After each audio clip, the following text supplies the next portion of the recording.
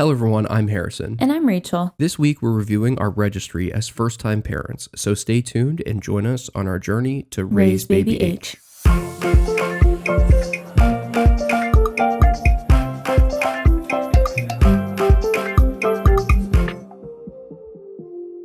If you are an expecting parent, you're going to want to stick around for this episode, especially if you still have an active registry. I'm excited about this one because making our registry and having a baby shower was such an exciting time, and I'm just feeling all of those emotions again right now. We definitely need to start this episode by saying that we're so thankful to have people that wanted to gift things to us and help us get started in our parenting journey. The goal for today is more to give other parents an idea of things that have been a game changer as far as making our lives easier and giving our honest opinions about things that we may not have needed. Definitely. And I'll always remember when I was looking through products for our registry, I was feeling overwhelmed by all of the brands and products. And I just had to remember that the reason there are so many different things out in the world is because there are so many different types of people in the world. And so what works for one family might not work for another. There are a lot of factors that go into choosing the items on your registry, and we have an older episode all about that. But today we're going to share how we feel like we did when making our registry.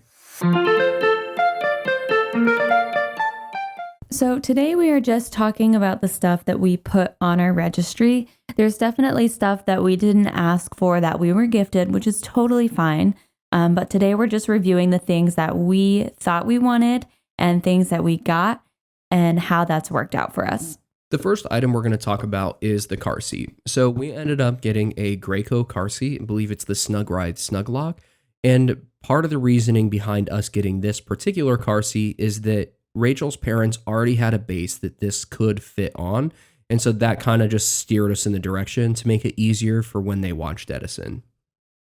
I was hesitant to get this car seat at first because it just felt very basic to me. And I know that there's a lot of new technology out there and a lot of new brands up and coming that are popular right now.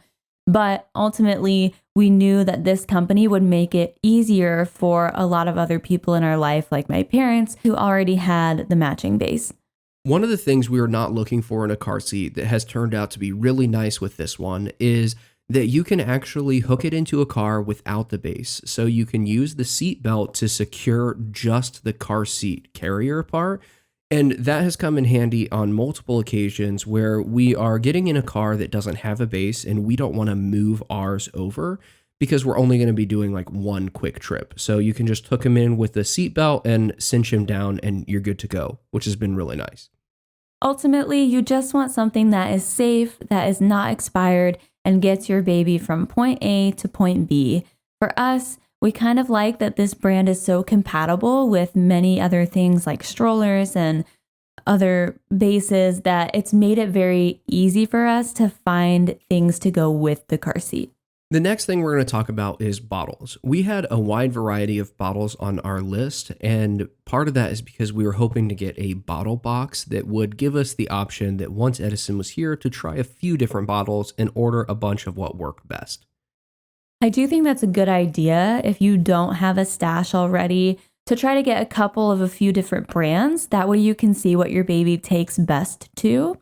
But for us, we had already had a stash of Avent, and then we also had Dr. Brown's and Ma'am, and Edison just really took to the Avent Natural brand. The biggest advantage to the Avent Natural brand for us has been that nothing comes out of the nipples unless Edison is sucking. And we've been able to test this where you fill the bottle with water and just flip it upside down. And every other brand of bottle we have tried drips except for the Avent. And especially because Edison was born a little bit early and didn't have a super strong suck reflex, he kind of struggled with the bottles that had a slow drip, and he would choke sometimes and just be coughing because he's got way too much.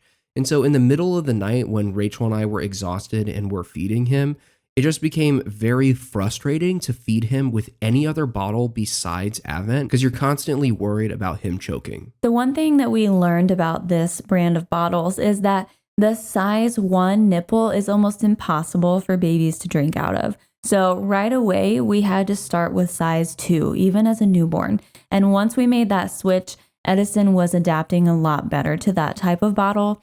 So I would suggest if your baby is struggling with a certain kind, and maybe that's the only kind that you have, make sure you're checking the nipple size, if you've put it together correctly. Like I know a lot of anti-colic bottles have all these little parts and pieces. So you just want to make sure that you put the bottle together correctly before you just give up on it altogether.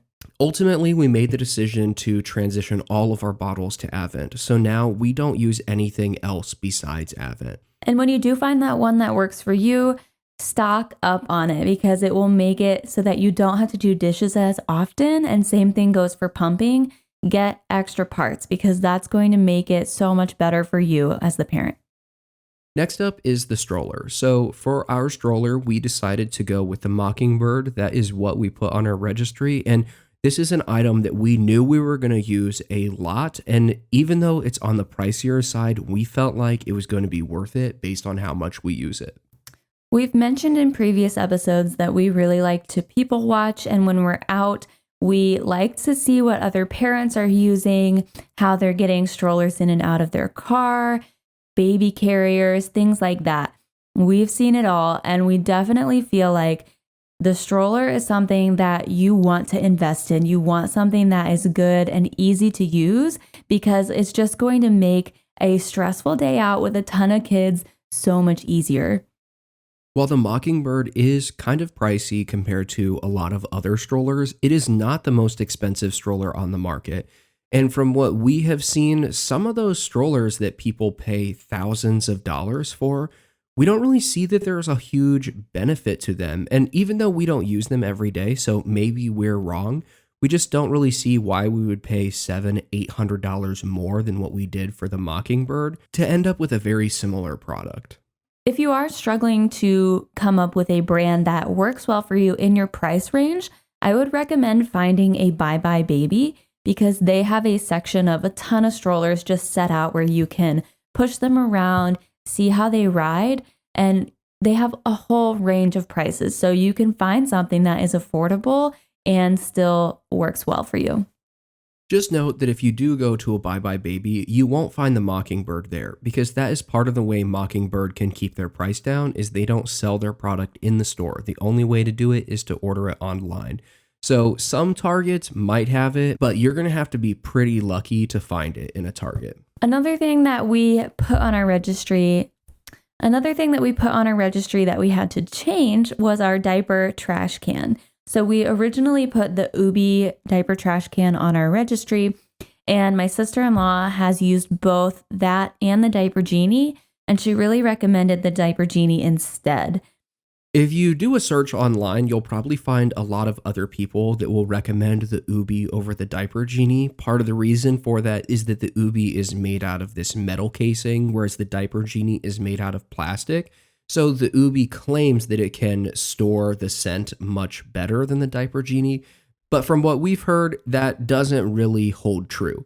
Older designs of the Diaper Genie do not have a carbon filter, which is something newer that they've added, and that carbon filter really makes a difference in the amount of smell that can escape from that trash can.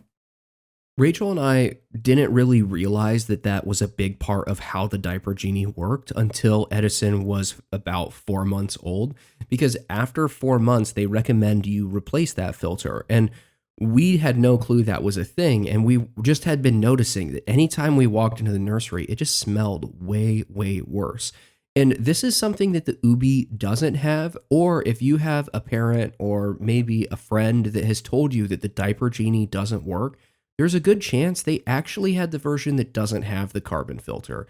And we've never tried that, so we have no clue. We just know that when we put a new carbon filter in our Diaper Genie, it really fixed the problem fast. These carbon filters you can buy from Amazon for like $5 and get a couple. And so it's definitely worth it to keep up with changing them frequently because it's just going to keep your nursery fresh. A big thing when you're making your registry is what diaper brand to put on there, because a lot of people are going to want to buy you diapers. And part of the issue with picking a diaper brand is you don't really know how your baby's skin is going to react to the diapers you use. This is another thing that it's good to try a couple different things. We had tried Pampers, Huggies, and Hello Bello, and we've ultimately decided that Hello Bello is our primary brand of diapers. Very early on, we had a moment where Edison was having a blowout every time he pooped, and we were really nervous that Hello Bello was not going to work out for us. But what we discovered is that we just needed to move him up a size, and the problem was solved. We've also discovered that Hello Bellos run a little bit smaller, and Huggies run a little bit bigger. So in between sizes, we just buy the smallest pack of Huggies that we can find, and that usually gets Edison through that little size change, and then he's ready for the next size up of Hello Bello. One of Rachel's favorite things about Hello Bello is all of the different designs they put on the diaper. So every time you order, you can kind of go through your box of diapers and pick what designs are going to come with them. And those are often themed based on the season or if there are any holidays around. And so you just feel like you're getting a new diaper, and it's kind of fun to pick out which design you're going to put on Edison. It makes diapering as fun as it can be, is what I say, because I get to pick the cute designs and then it just shows up at our house. I don't even have to go to the store. Just every couple of weeks, I get a package, and it's fun to just open and see the new designs. Initially, when Rachel had shown me Hello Bello, I was concerned that it was going to be a little bit pricier, and I didn't want to make diapering any more expensive than it needs to be.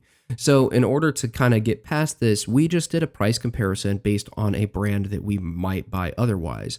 So we did this based off of Huggies, and we went to the store, found a couple packages of Huggies, and just figured out what was the cost per single diaper. And if you did the same thing with Hello Bello, it ended up being that a single diaper was like 1/10 of a cent more, but Hello Bello comes with wipes in every single box. And so that kind of like offsets the cost, and it's the same thing to have all the designs and have them delivered straight to the door. So it's kind of just worked out perfectly for us, and they have not caused any skin issues for Edison, and he has horrible skin. Another thing to consider when you're deciding on diapers, or if you're having trouble with the brand that you're using, is to think about the other products that you're using for diaper rash, because that might be the issue, and you might want to try a couple different creams before you just switch brands of diapers completely. A big thing that changed a lot for us after Edison was here was the carrier. Initially, we put a Graco Cradle Me 4-in-1 baby carrier on our registry, and we got it as a gift. But when Edison was a newborn, we weren't really thrilled with it, and it just didn't fit Edison right. He was so small, and we've eventually realized that we weren't putting it on the right way. There's like these extra clips that you add for newborns that we just didn't realize, but it also just felt very clunky. It was hard to put on by yourself because it clips in the back.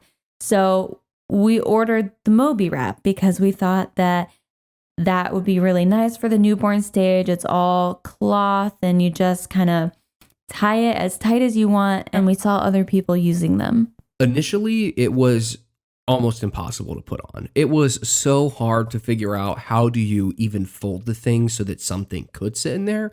And then when you put Edison in this weird like origami fabric-y thing you've made, it was always way too loose. So then you would tighten it, and then it would be like way too tight and you couldn't get Edison in it. And no matter what, if you want to adjust the tightness, you have to take the entire thing off, which is very, very frustrating. And so Edison doesn't really want to be carried for that long. So by the time you finish getting it all set up, you're probably like done with carrying him around anyway.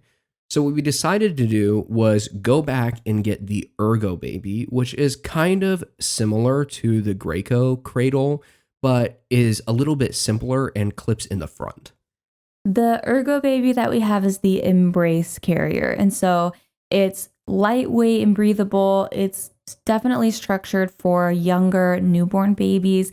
It feels soft and isn't super clunky, and it clips in the front. So you kind of have the best of everything within that carrier. The Ergo Baby has been great for carrying Edison around, and we used it a ton early on. It was just so nice to be able to put him on, and a lot of times he would just fall asleep while you're walking around doing the millions of things that you need to get done around the house. Now, as he's gotten a little bit bigger, the Ergo Baby is starting to be too small for him. So the Graco Cradle Me 4-in-1 is going to come in handy, and we actually have been using it a little bit more these past couple of weeks because it can be sized to hold a larger baby. It also back carries. So now that Edison is sitting up and has great head support, we can wear him on our backs like a backpack. And that's just easier as your baby gets bigger. One of the things we thought we were going to want a significant number of is just places to put Edison in different rooms. So like a bouncer, a swing, the boppy, or whatever, so that we could just lay him down and move him from room to room. And we haven't really used the swing as much as we did the bouncer. I think the specific one that we had was just a little bit more upright, that it wasn't great for when he was a newborn because he couldn't he just was like crunching into himself because he couldn't hold himself up. So since the bouncer was a little bit more of a flat recline, we felt more comfortable leaving him in that when we weren't watching him. Our initial idea behind needing a lot of places to set Edison down was that if Rachel was here by herself, she wouldn't want to pick up Edison and grab the bouncer and take it to a different room and set everything down there. And I think that that logic sounds fine, but in reality, it's not like the bouncer weighs like 50 pounds and Edison also weighs 50 pounds. You can do these things and move them around. And what really happened more frequently than anything else is if something needed to get done, it came out into the living room where Edison already was. And it really depends on your house setup. For us, we just have a single story. It's very easy to get around. So it's not a big deal for us to move the bouncer from one room to another. Whereas if we had multiple stories, I definitely think we would want something that stays upstairs and something that stays downstairs. Initially, something we were very hesitant to put on the registry was a bottle warmer / sanitizer. It's something that we didn't really think that we were going to use a lot of and didn't understand what the big deal was with them. But we ended up putting one on the registry because so many people said, you really need this. This really is a lifesaver and you should get it. And even though we weren't really that sure, I think that once we got into it, we were very glad to have the bottle warmer and sanitizer. I will say that people make comments to me a lot about Edison will take a bottle at any temperature when it was breast milk. And even now when it's formula, he'll drink it cold or room temperature. And I think that's just because of the way that we fed him. Like we just fed it to him however it was in that moment and didn't really think about it, that he just kind of got used to it. So if you're really struggling with your baby who only takes a bottle warm, then maybe just try switching it up on them consistently and they'll start to get used to that. So many people talk about bottle warmers as if the main function for them is to warm up a bottle to be the temperature that your baby wants it. But the thing that we found to be the most helpful was the sanitizing feature built into most of these bottle warmers. So about once a day or maybe every other day, we were throwing all of the parts to each bottle into this and running the sanitize feature. And basically that produces a bunch of steam and it steam cleans those bottles. And we would do that after we had already done our normal hand washing. And this just sped up the process a lot. We didn't have to deal with boiling water or any of that. And then the last thing we used all the time was to thaw frozen breast milk. Once we were consistently using my frozen stash, it was a lifesaver to have this bottle warmer where we could just throw the bag of breast milk in the sanitizer and it took 6 minutes to have the milk room temperature. Also, as far as breastfeeding products, something that we did buy was a boppy. And early on when I was attempting to breastfeed, I really struggled with the boppy. It just wasn't staying on me and it was hard to keep Edison where he needed to be. And so I had heard that a lot of moms recommend the My Breast Friend pillow because it clips to you and it's much sturdier, which people say is great for newborns. And I ended up ordering that. And so I've used both. I definitely don't think that either of those are super helpful for breastfeeding. My biggest recommendation, if you're looking for a nursing pillow, is just the pillow that's on your bed. Now, we have found the boppy helpful in quite a few other ways besides feeding Edison, but the main thing it's marketed for is to help prop up babies when they're being breastfed. And we basically never used it for this feature at all. Now what we use it for is to set Edison in, and he's got a ring around him that will help him sit up. We'll also do that to help set him on the bed so he can be elevated a little bit and see us while we're moving around in our room, and just little things like that. It's really just a way to prop him up. Yeah, it's definitely more beneficial as a baby holder than any kind of breastfeeding supply. The last thing that we put on our registry that we're going to go over today is the sound machine. So initially we had put on a HomePod for our sound machine, thinking we were going to put that in Edison's room and that we would use that instead. And then as he got older, we'd be able to use that in his room for whatever purpose we need. When we did the sleep training with Edison, it was recommended that you play white noise or pink noise throughout the whole night to help your baby sleep. And that's really annoying, honestly.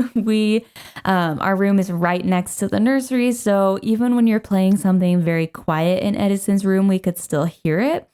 And he was sleeping perfectly fine without it. So a sound machine has not been something that's been needed for us. Some people swear by it. They have to take it everywhere. Their baby can't function without it. But I'm very thankful that Edison does just fine without a sound machine in his room. Because we know so many people that have to take a sound machine everywhere they go with them and people that swear by them, that's kind of the biggest reason we tried to stay away from it and didn't turn it on unless he really needed it. In the sleep training course that we did, they constantly were saying anything you give to your baby to help them fall asleep, they will need to stay asleep. And we didn't want the sound machine to be part of that because we didn't want to have to figure out a travel solution, especially because we were all over the place while Edison was learning his sleep schedule. Overall, I'm sure sound machines have been helpful for tons of families, and a lot of people will continue to recommend them, but they just weren't something that was beneficial for us. And so we haven't really used the HomePod as the sound machine like we thought we would. And we've kind of moved it into a different space in the room, which we use it much more frequently there. And long term, it will end up in Edison's room. And I'm sure that we will use it the way we thought in the future. So next, we're going to talk about a few things that we didn't think we wanted, but really considered buying or ended up buying. And the first thing is a bassinet. So we were planning on using our pack and play as the bassinet, and Edison just really wasn't sleeping well in it. And I think there's a couple reasons for that. One, babies are afraid of two things: loud noises and falling. And since our pack and play had this raised bed, it's not the most stable thing, and it kind of shakes when the baby is in it. And so maybe he was afraid of falling because he's just kind of floating in this pack and play. But now that he's older, he sleeps really well in it. And then the other thing is that in that first 12 weeks of your baby's life, they really just want to be with their parents. So co-sleeping, baby wearing, skin to skin, all of that. That's what they need. They don't want to be away from you. And so I don't really know if having a more accessible bassinet right next to our bed would have been better, or if we would have just committed to the co-sleeping thing would have saved us a lot of heartache, I guess. But we did really think in the first few weeks about buying a bassinet because Edison just wasn't sleeping well in his pack and play at all. Long term, we didn't end up buying a bassinet because we were traveling so much and we couldn't find a good solution for a travel bassinet. So basically, we just tried to get Edison used to sleeping in his own room even quicker because it just really wasn't working out. And when we were traveling, there was like another bed or something that we could put him on and still be able to watch him and make sure that everything was okay. The other thing that we didn't think we needed was a rocking chair. I don't know if we had one on our registry or not, but we didn't get one after the baby shower, and we didn't have one for the first week or so. And my parents brought one over when my siblings came to meet Edison, and it honestly has been really nice to have a rocking chair around. I was a big skeptic of the rocking chair. I didn't really understand what the point of it was, and we don't really have a whole lot of space for it in the nursery. And I still kind of think this way, that where it's ended up now, it doesn't really like fit the best. But the advantage of the rocking chair has really come out and has made it so that you can understand that even though the space kind of functions funny, It's been so beneficial. At the end of the night, when Edison is tired and you're giving him that last bottle, it's nice to put him in that chair and to just rock. And part of our sleep training was that you need to be doing the bedtime routine in your child's bedroom. And the rocking chair has been our way to do that. Otherwise, we would end up with probably just like a dining room table in that space. And that would just be way more uncomfortable and it still would have the exact same problems. So overall, that's our review of kind of products that we thought were helpful and things that weren't so helpful. We are very minimalist people, so if we don't have space for something, if we get something new, we have to get rid of something else. And so a big priority for us with baby items is functional and easy to store. At the end of the day, each family will find the products that work best in their lifestyle. We hope that we could give you a little idea of what worked best for us. Thanks for joining us. See you next time.